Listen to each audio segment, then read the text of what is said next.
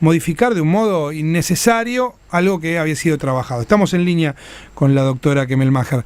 Doctora, ¿cómo le va? Marco Cittadini aquí en Radio 10 la saluda. ¿Cómo está usted? Hola, muy buenas tardes. Lo primero, que no he sido jueza de la Corte de la Nación, por favor, sino de la Corte de Mendoza. No dije Mendoza, perdón, no, pero fue déjeme confesar. No me atribuya funciones, por favor, que no he tenido. Doctora, déjeme confesar esto, en el papel, obviamente, como corresponde, porque además lo sé, dice de Mendoza, mis compañeros de producción estuvieron impecables, yo, evidentemente, en un fallido, dije de la Nación, ni siquiera me di cuenta que había dicho de la Nación. Pero bueno. Subsanado, insisto, el fallido, no es ni siquiera un error. Pero bueno, ahí está un poco planteado, ¿no? A partir de lo que usted mismo expuso. Claro, nosotros, y esto también quiero que quede claro para la audiencia, nunca hemos sostenido que el Código Civil y Comercial es intocable, claro, y que no se puede modificar y que es perfecto, no, nada de eso. Sino que lo que le hemos pedido a los legisladores es que esos más de 50 artículos que se proponen modificar en el código, o sea, no es ni uno ni dos, imagínense, tienen que ir a la Comisión de Legislación en las sesiones ordinarias para ser trabajado y estudiado como corresponde. Algunas de las cosas que se proponen ahí no están mal, pero claro, otras sí. Entonces, no se puede meter todo en una bolsa, porque el Código Civil es como si fuera, digamos, la estructura del derecho, claro, privado en la Argentina. Claro. Entonces no se puede producir una modificación así sin ver las incoherencias que se producen dentro del propio código, que son las que yo intenté mostrar el otro día, ¿no es cierto? Claro. O sea que y además estábamos diciendo que esperar las sesiones ordinarias no significa la debacle para el país, porque esos artículos que se pretenden modificar no tienen nada que ver con el gravísimo problema que tenemos en el país, que lo sienten todos los habitantes, que es la depreciación monetaria, que cuando vamos al supermercado no nos alcanza, o sea, esas que son las cosas urgentes que tenemos que resolver, no tienen nada que ver con estos artículos. O sea, que estos artículos, la reforma de estos artículos, puede esperar un estudio más profundizado y un estudio cuidadoso, como debe ser cuando usted intenta modificar un código. Claro. Muchas veces ustedes mismos nos han explicado a los legos, a los que no conocemos mucho, lo importante que es que tenga todo un correlato dentro de un código, por eso es muy estudiado. Usted hablaba de contradicciones. ¿Ese peligro existe con esas modificaciones que se plantean? Sí, porque para que la gente nos entienda, voy a tratar de generalizar, sí, y después de poner un caso concreto. Sí.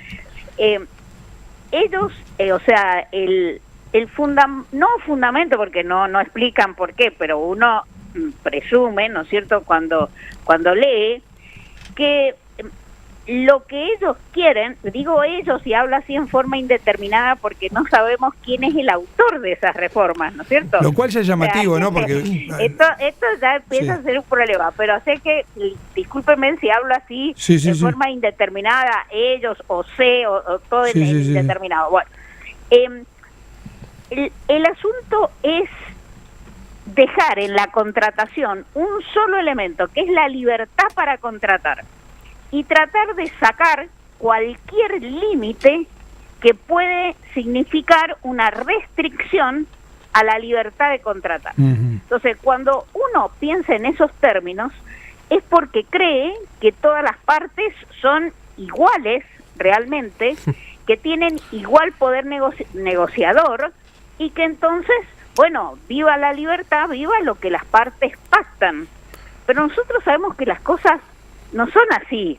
En la realidad, no hablemos de los consumidores, hablemos de empresas incluso, que es lo que a ellos les preocupa. Hay empresas fuertes y empresas débiles. O sea, hay empresas más chicas que no tienen poder negociador frente a las grandes. Claro. Ahora pongamos un ejemplo. El contrato de franquicia. Supongamos por decir McDonald's Sí. o Burger King o cualquiera de ellos. Entonces, ¿cómo está regulado ese contrato en el código? En el código, por supuesto, lo primero que vale es lo que las partes pactan, o sea, la libertad. Pero el código no ignora que en ese tipo de contrataciones, como no lo ignoran los europeos, porque nosotros no nos hemos inventado los artículos que están en el Código Civil y Comercial, Claro. o sea, no lo ignoran la mayoría de los países que han regulado el contrato de franquicia, han puesto lo mismo que está hoy en el Código Civil y Comercial. Como se advierte que no hay una libertad efectivamente para contratar por parte del franquiciado, de la empresa chica, entonces hay cláusulas que el código considera que son abusivas. Claro.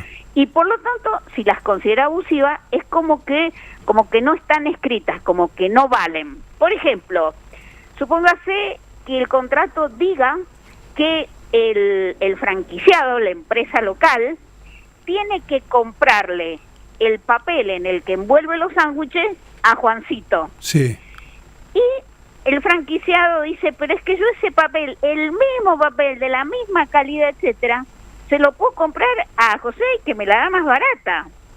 Tiene una cláusula en el contrato que dice que no, que se la tiene que comprar al que le impone el franquiciante, que a lo mejor está cobrando un precio superior. Claro. Entonces, esas cláusulas en el régimen actual se las considera nulas en beneficio de la empresa local más débil, que obviamente no ha podido discutirle eso al franquiciante. Claro. Bueno, ese tipo de cláusulas las eliminan, o sea, los artículos que dicen que esas cláusulas no valen se eliminan del código, ¿me entiendes? Perfectamente. O sea, dándole, por supuesto, más poder al que ya tiene poder.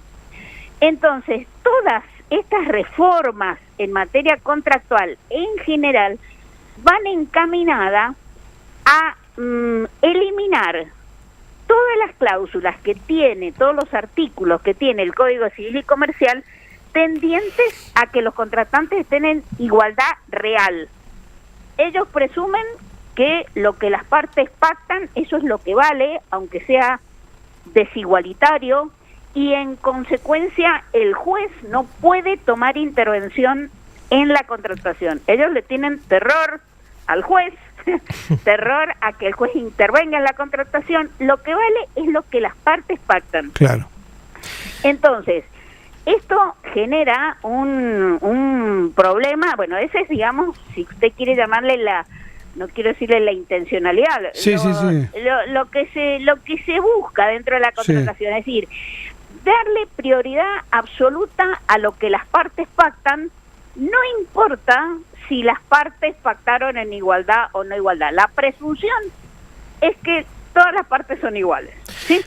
Aunque la realidad demuestra lo contrario. Entonces, fíjese usted cómo impacta esa idea de que todos, que la libertad es lo único que importa y que la igualdad no importa para nada, cuando, por ejemplo, se encuentra aquí ya no una empresa, sino un consumidor cualquiera, en un contrato que evidentemente no podemos negociar, que son los mutuos bancarios. Sí. Va usted y toma un préstamo en el banco. Entonces, normalmente esos contratos en los bancos tienen una cláusula que admite la capitalización de intereses.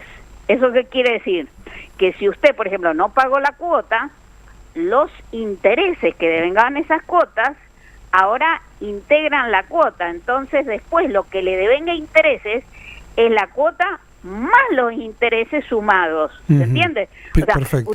usted debía 100 de intereses, le pusieron 25, entonces ahora no son 100 los que devengan intereses, sino que lo que devengan intereses son 125, ¿no? Bien, y entonces va a tener que más ir. La gente que le debe a los bancos conoce bien de esto que estoy hablando porque se arma una verdadera pelota. bola, una pelota enorme. Entonces, ¿qué es lo que dice hoy el código? Las cláusulas de capitalización en general son válidas, o sea, vamos al acuerdo, pero, dice el código, si se llega a producir un desfasaje económico, un desequilibrio exagerado de lo que son las prestaciones, entonces el juez podría reducir esa tasa de interés, ¿sí? Entonces, ¿cómo quieren que se modifique ese artículo?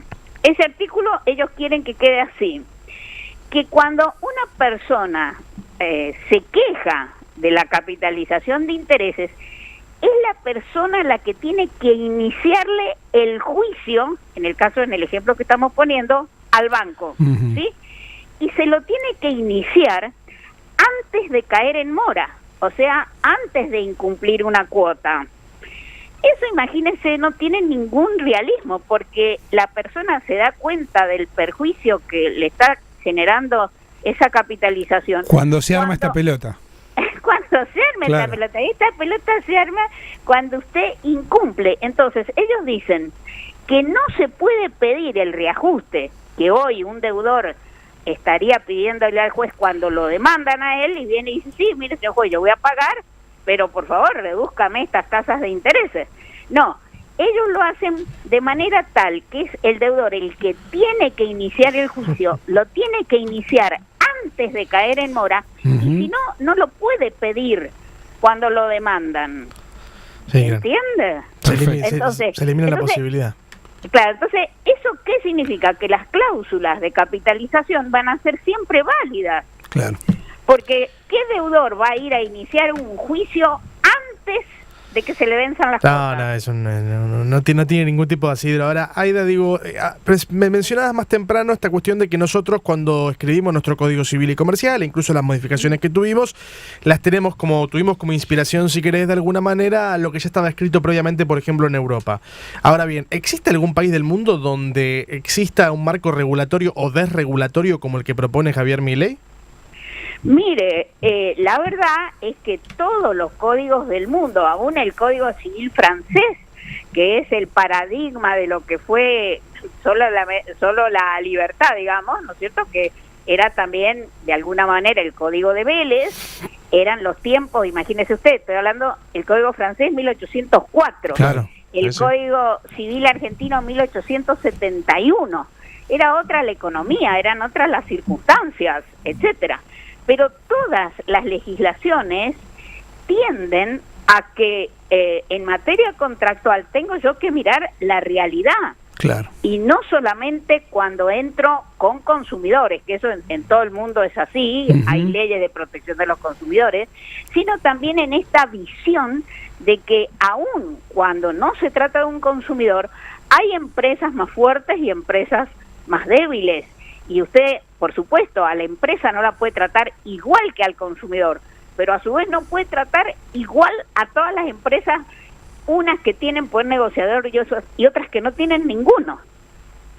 Está clarísimo. Doctora, gracias por estos minutos. Por supuesto, hay allí una negociación pendiente. Espero que esto también sea tenido en cuenta.